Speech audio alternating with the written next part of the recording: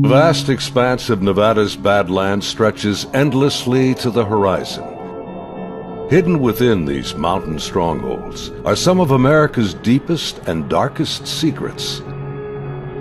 Secret aircraft and the other legends of Area 51.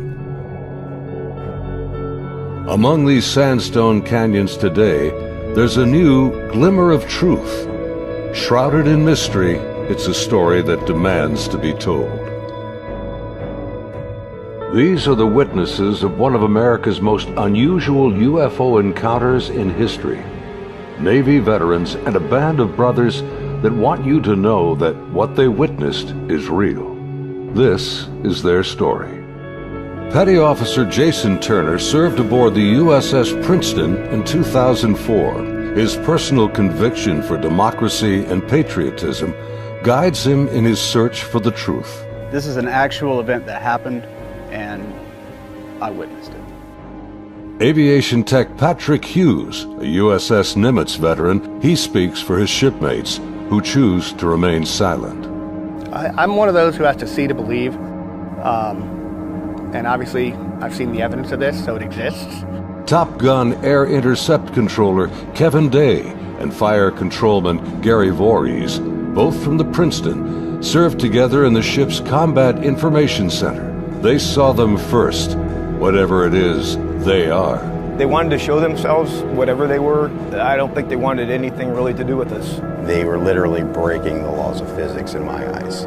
These sailors are here for truth and vindication, and their story goes back over a decade to a time and place that marked a departure for all of them, both in their Navy careers, but also in their knowledge of the limits of man's technological understanding of our world.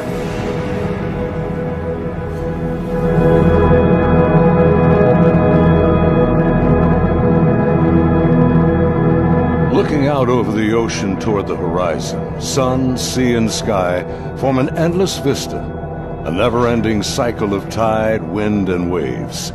Here, far from shore, strange events have unfolded.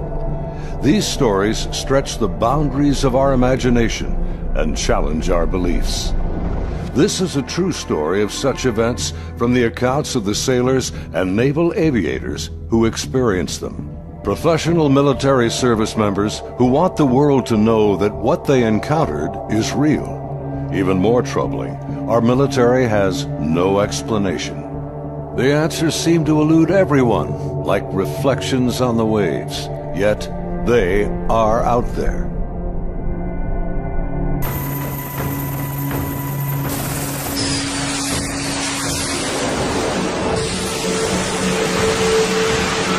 November 10th, 2004. 90 miles southwest of San Diego, California, in the Naval Operations Area, the Nimitz Carrier Strike Group and her complement of warships and the aircraft of Air Wing 11 are conducting a routine 2-week training exercise. Nearby, the guided missile cruiser USS Princeton has been tracking unknown aircraft that appear and disappear from her sophisticated Aegis radar screens. The Spy-1 Bravo radar is one of the most advanced sensors ever deployed. Princeton's main role is air defense of the strike group, and Operations Specialist Senior Chief Day is in charge of protecting the airspace around the Nimitz. And my job was to man the radars and ID everything that flew in the skies. And I also sat a position called Anti-Air Warfare Coordinator, where if we ever had to go to war, I was the guy that was going to launch the missiles and kill shit. In addition to that, I was an Air Intercept Controller. When the Super Hornets take off the carrier, I'm the guy that takes control and takes them to the fight and gets them home safe. And there was a lot of experience in that room. The captain had 28 years, I had 18 years. And the Aegis ship is our newest weapons system afloat. It's got the Spy-1 radar system, phased array radar system, and I was an expert on that. Inside the Combat Information Center, Chief Day's attention is focused on a group of unknown aircraft on the Spy-1 screen. He's trying to identify them. I was on watch, and we were probably 100 miles, I forget how far exactly that day we were, off the coast of San Diego southwest, kind of off the coast of Mexico, Baja. And I started to notice these weird tracks that were popping onto my radar coverage right about on San Clemente Island. And the reason why I say they were weird, because they were appearing in groups of 5 to 10 at a time, and they were pretty closely spaced to each other, and they were 28,000 feet going 100 knots tracking south. And in the back of my mind, I'm thinking, that's kind of odd. I mean, I don't know anything that flies like that. They weren't on the comm air routes, the commercial airline routes. I wasn't really that concerned about them. I didn't consider them hostile for any reason at all. Another watch or two, as I'm watching, the same formation appeared again. And over the course of 3-4 days, it probably counted up to that point, groups of 5 to 10 at a time. There were probably 50, 60 tracks by then. Today, Kevin and Gary are still looking for answers. They've known each other for over a decade since their Navy days. Gary was a third-class petty officer and fire controlman back then. I worked on the Aegis computer system on a CG-59 guided missile cruiser, the USS Princeton. I'm in charge of CEC and data recording and maintaining and operating all the mainframes that run the system. They're both becoming increasingly frustrated in their attempts to ID the strange aerial objects, which have no transponders and fit no known flight profiles. The guys that work on the Spy-1 Bravo radar, they had come across and said they needed to take the system down for recalibration because they were getting clutter or ghost tracks, and they needed to recalibrate to get rid of them. And then once they did finish all that recalibration, bring it back up, the tracks didn't disappear. They were still there, but they were actually sharper and clearer. They were doing diagnostic tests on everything we had to make sure it was not a system malfunction. And it turned out that it wasn't. These were actually real objects. I had the highest spy track quality possible on these contacts. In this situation, I actually started recording on all 4 tapes at the same time. That way, it was a one continuous loop, and I was just replacing them as they were, becoming full. We failed utterly to identify these things. It didn't meet any of the parameters for anything that was known. In some cases, they seem to descend from space and then suddenly plunge to near sea level in seconds. Coupled with the unidentified nature of the craft and lack of clearance, these extreme flight observations are very troubling to the crew assigned to protect the carrier group from aerial threats. Sunday, November 14th, morning. The Nimitz deck crew is busy launching FA-18F Super Hornets, helicopters, and E-2 Hawkeye early warning planes. The mission? Simulated air defense, or ADEX training over the Pacific. The winds are calm, the skies are clear, a near perfect day for flying.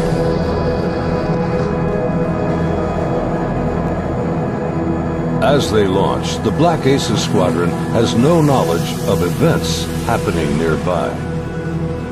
In the back of my mind, that's when I determined I was going to become concerned about these objects. Is we were getting ready to launch a whole bunch of aircraft in that same piece of sky. Fast Eagle climbs out to 20,000 feet and heads to the cap station about 40 miles south of the carrier. The cap is a rendezvous point used to form up with the other airplanes. Just 25 miles separation. The commander of Fast Eagle has over a decade in the air wing. His wingman for the day is a new pilot, a young officer on her first carrier deployment. She's paired with a senior pilot, her backseat weapons system officer for the mission. He will manage navigation and the advanced radar and targeting pods on the aircraft.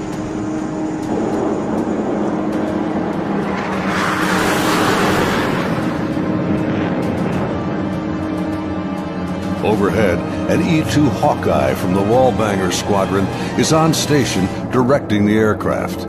Banger provides eye-in-the-sky command and control during carrier flight operations. Back in the Combat Information Center on Princeton, the mysterious objects are back. And today is the first time Senior Chief Day has jets in the air that can intercept the mysterious aircraft. Seeing these contacts, Captain Smith orders me to intercept one of them. So I went back to the console. I picked the closest one that was to us, and I had intended to let the Hawkeye do the intercept because they already had control. It was easier. Day briefs the captain, and they agree to send the Hornets. The air intercept controller aboard Princeton, call sign Charlie, radios the Hawkeye and takes control of Fast Eagle. Banger, Charlie. Charlie, this is Banger, go ahead. Banger, Charlie. Do you hold unknown air contact, bra, 270-48, 28,000 feet of bogey? Charlie, Banger, negative. Radar picture's clean. The E-2 radar operators have been frustrated in their attempts to get a radar return on the unknown aerial target that Princeton is tracking. Even with their 24-foot radar dish, they can't get a lock on the object. Banger, Charlie. Transfer Fast Eagle flight to Charlie Control, button 13. We have a real-world tasking for them. Charlie, Banger, roger. Fast Eagle, Charlie, stand by for real-world tasking. Charlie, Fast Eagle, send it. We vector more towards that position in the sky, and real quiet on the radio. I'm just giving them bra calls, which is varying range altitude, to these unknown bogey group. And basically, I'm just telling their crew where the object is, the bearing from them, and the range from them, and the altitude, so they can drive towards it. Contact bra 270-41. 20,000 feet, bogey, snap, 270, over. Roger, bearing 270, 41 miles. 100, go trail. 100. Say state. State 12,000 pounds. Clean, do you have it? I'm trying to get a track on it now. They sent link 16, but my radar picture is clean. The next radio call takes everyone by surprise. Fast Eagle 110, say loadout. 110, what's your weapons loadout? Yeah, the tactical action officer, the TAO, jumps on the radio. Her name was Lieutenant Elders, and she just point blank asked the Fast Eagle flight if they were carrying any type of weapons. And there was a stunned pause on the radio. Link's clean, Princeton. We just have CAT-M training missiles, and they're not coming off the rail. We're in an exercise environment, and the last thing we wanted to do is start shooting stuff. Now the controllers have the pilot's undivided attention. Normally, the squadron doesn't carry live ordnance when training. What do you guys think that was about? What, about the loadout? I have no idea. Maybe it's drug runners or something. Yeah, it could be. Or a lost citizen out of SoCal. I don't like this. Fast Eagle, Charlie, contact bra 160-34, 8,000 feet, bogey.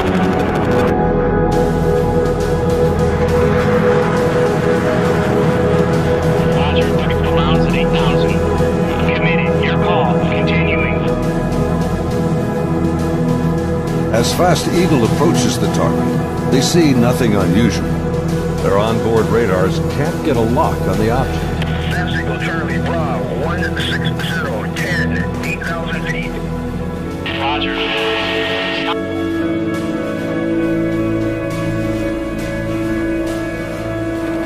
Fast Eagle, Charlie, merge plot.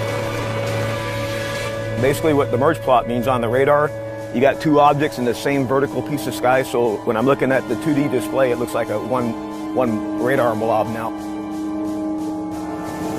Confirm the object appears stationary. I had it at 17.7. Showing, again, basically no airspeed on it. Hey, you guys seeing us? What is that?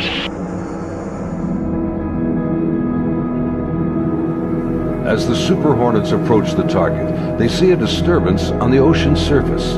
It's about the size of a 737, and it looks like something could be just below the surface. 100, anchor here, Angels 24. Roger. We're observing something in the water here, possibly aircraft in the water at the merge plot, just north of our position, about 2 miles. Charlie, roger. I'm descending to Angels 14 to take a look. Do you think that's our unknown? Not sure. Radar's clean.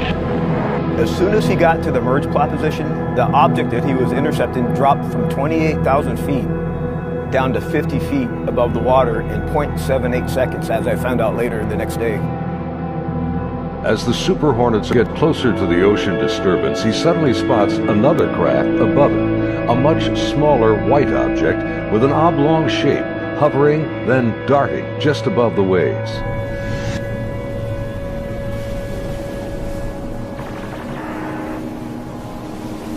The object is moving around erratically, seemingly focused on the white water. The shape is similar to a tic-tac. It's smooth like porcelain. It's not an airplane.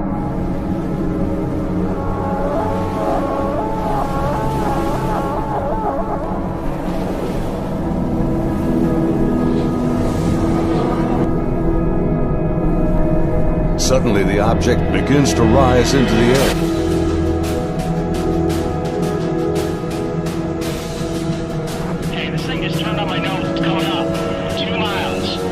Strange craft begins mirroring the turn rate of Fast Eagle. 1 Vulgate, 287, 2 miles, Angels 5. The object is now at his 3 o'clock position as he continues to turn with it. He's turning hard at 3,000 meters. We had the external communications in the speaker in combat so everyone could listen to it. And the next thing I hear in the radio going, oh my God, I'm engaged, I'm engaged. 1,000 meters, he's southwest, Angels 8.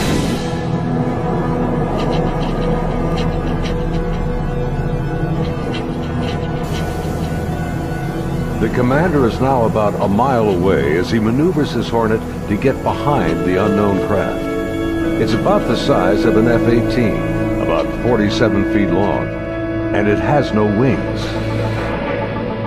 As the dogfight unfolds, he quickly turns and dives to bring his jet's nose ahead of the object to close the distance.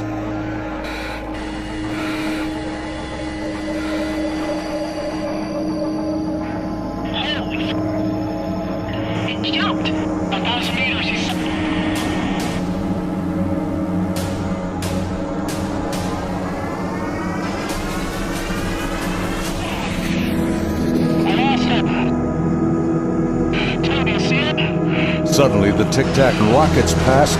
It's gone beyond the horizon in the blink of an eye. I saw it go 137. No tally.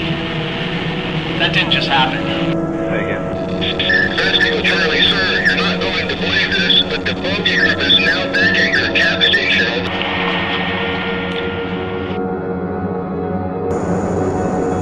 As Fast Eagle returns to the area of the ocean disturbance, the object is gone. The sea is once again calm. Soon, they land on the ship.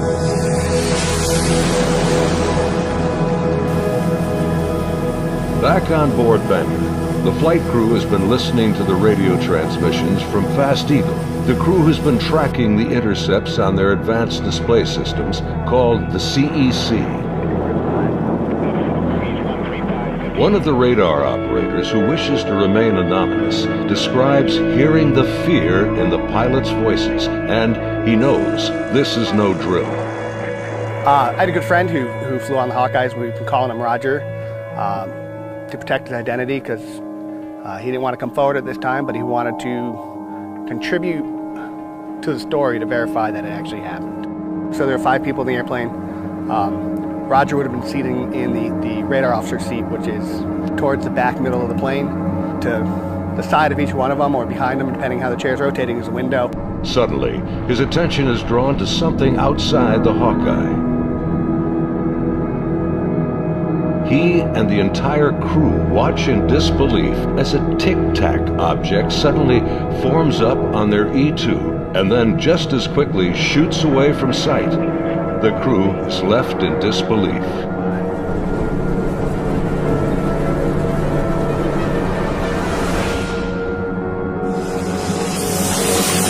As Banger returns to the ship, the crew is shaken. The highly unusual events are troubling, but what happens next has haunted them to this day. U.S. Navy officers quickly arrive and escort the aircrew to a secure space on the ship. As the crewmen begin to take off their flight gear, an officer begins the debriefing by telling them this event did not happen, and they are given non-disclosure agreements to sign. They are warned to never discuss this event again.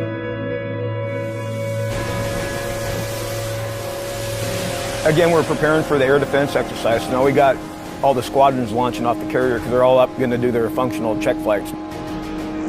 Senior Chief Day watched in disbelief as the Tic Tac UFOs reacted to the incoming fighter jets.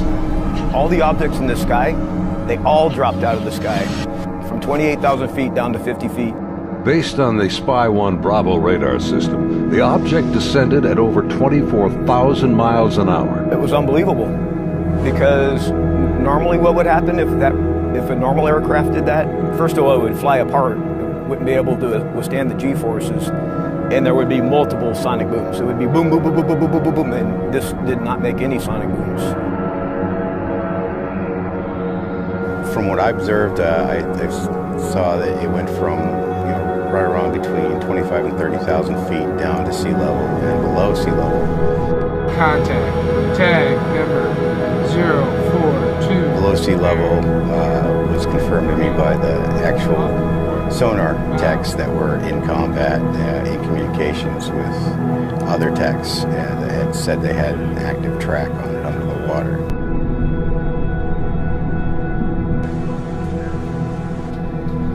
They're talking with their sonar guys on the sub that was with us, and I mean, I was told directly that it did go underwater. It went from being in the air to underwater. From what they were saying, it was going averaging about 500 knots under the water. So it did slow down when it hit the water, but it didn't affect it inertially.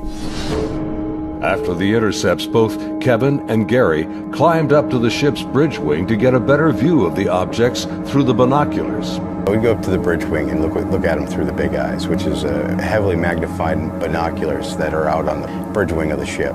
Even when I was off watch, I was usually up in combat anyway. And I was sitting at the console. I just picked the closest object to us, and I got the relative bearing from the ship, slave over to the relative bearing at about the right altitude, and saw this white light in the sky.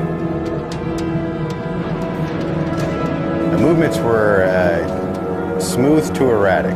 They just moved from one point to another. It was always a very sharp and clean movement. It always felt like a constant speed, not like speeding up. Just it needed to go to that point, and it decided to do it at this speed. And then it would just go from nothing to the speed they were going to go, and then stop at the next point.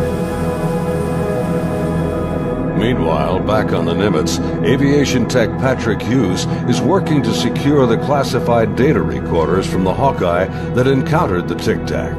We pull out their hard drives. We call them RMCs. We call them bricks because they physically heavy like a brick. But they contain the software to run the airplane. They also record a lot of the data that the aircrew sees during the flight. So we take the removable stuff, we take it out, we go downstairs, back to our shop.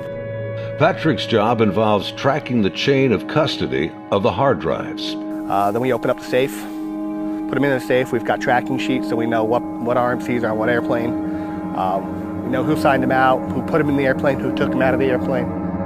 As he gets ready to wrap up the mission, there's a knock on the door. Our commanding officer's there, two other guys in flight suits who I'm assuming were Air Force officers, because I'm pretty sure that's the insignia they had on, but they were not on the ship earlier. I did not see them come on the ship, so I'm not sure how they got there. But the skipper basically said, I need the bricks off the flight. We opened the safe, we put them in the bags. He took them, he took his two anonymous officers and left. The officers, with the classified hard drives in hand, soon board an HS-60 Seahawk helicopter and leave Nimitz.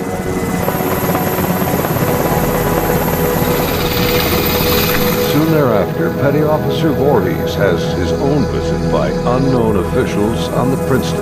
Once they landed and everybody got off, then about maybe 20 minutes later, I got called in to have all my data recording tapes turned over. And then also told that I needed to reload CEC because it had been wiped. So it was, so I turned over all the tapes, and then they also said if there's any even blank tapes to erase anything else that's in the shop.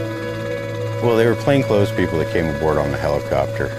It was my chain of command that took control of the tapes from me. The helo left with them after that, so because we went right back to flight ops. The link between the Tic Tacs and these men is unknown. How they became aware of the UFO encounters and how they arrived so quickly on board after the event is also a mystery.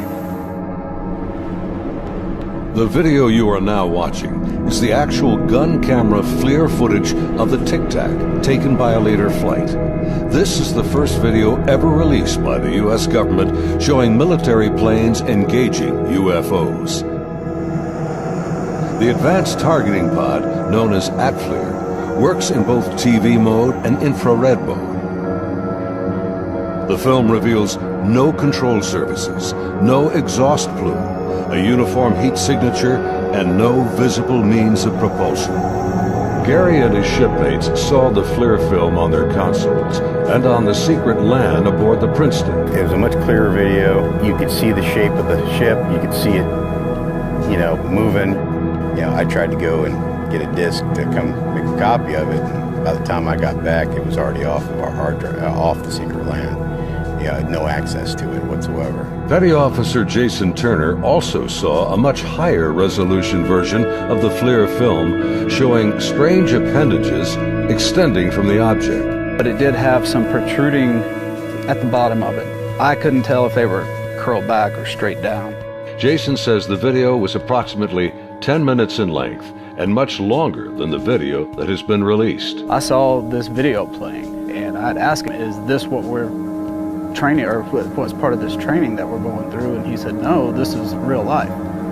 And when I saw it, it was a very clear image, a very clear video, and this thing was going berserk, like making turns, like it's incredible. The amount of G-forces that it would put on a human that this thing was doing.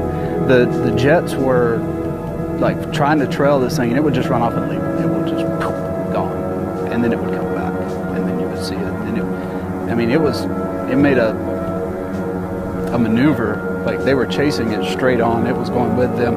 This thing stopped, turned, and just gone.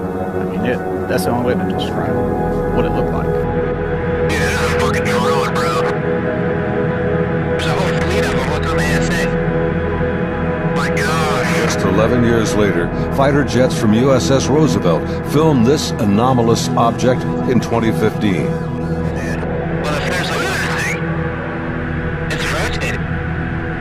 Like the Nimitz encounter, they too were conducting routine training when fleets of UFOs were encountered by the pilots. The Nimitz encounters remained cloaked secrecy for over 13 years.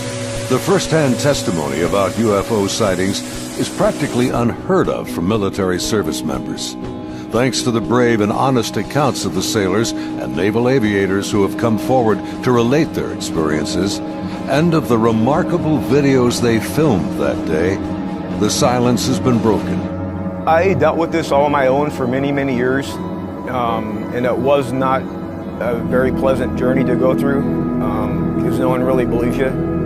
But now, things have changed, and anyone out there that's struggling with this and wants to reach out, there is now a group that you can reach out to and get help and support and vindication. It's honestly been a little relieving to be able to actually talk about it and how important that event really was, and not just keep blowing it off. There's people out here that really need to know and want to know, and you have the support of me and Kevin and my other shipmates that have come forward and decided to talk about it. My role is to describe the story and convince people that yes, this event really happened and these objects were really real, but what they are, I have no idea.